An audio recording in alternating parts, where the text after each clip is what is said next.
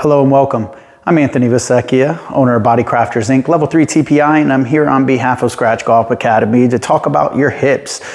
Are you immobile in your hips? Do you have issues getting through the ball, or do you have issues in your takeaway and you're having to straighten your right leg to try to get more turn?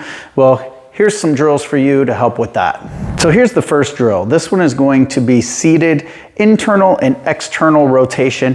One thing I failed to mention is that if you can get more mobility in your hips and a bigger turn through your hips, it will allow you to get a bigger turn. It'll also help with some lower back and knee injury prevention as well. Usually will help with that. You know, your knees aren't your knee's a hinge joint, so it shouldn't be rotating. If your hip's tight, it can sometimes get a little bit more rotation starting to happen in the knee. That can cause some irritation in the meniscus and maybe some ligaments as well. The lower back will then start to take over and turn a little bit more than it should if the hips aren't working the way they're properly supposed to work. So again, these are very important. Let's get your hips ready to go. So this one, seated, internal and external rotation. So we're just gonna sit down, we're gonna spread our feet out a little wider if we were sitting on a mat, but if you can, go pretty wide, almost as wide as you can go without feeling a large stretch in your groin. And I want you to internally rotate, keeping your knees locked, and then externally rotate. Internally rotate, externally rotate. We're not really watching to see what our feet do because you can help with some rotation with your ankles.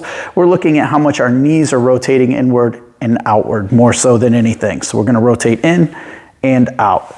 In and out. You do about 15 to 20 of those. I would do 3 sets. This isn't something you have to rest on from day to day. Knock these out each day. This will help.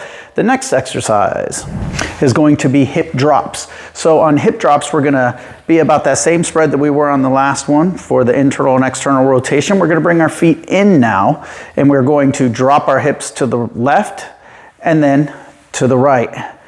Left, and then right. I'm gonna go ahead and turn for you so you can see it from this angle. You're gonna drop them here and drop them here. So you can see I'm at about a 90-degree bend in my knees, and these are hip drops. These are gonna help with both internal and external rotation of the hip. Now in the same position, your third exercise, this is going to be what I call hip 90-90s. I'm gonna show you the regressions and progressions of each of this exercise.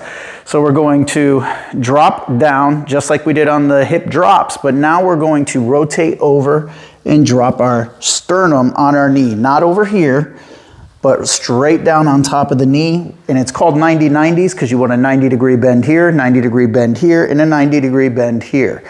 Then we're going to rotate to the other side. This is the easy way to do it with your hands behind you.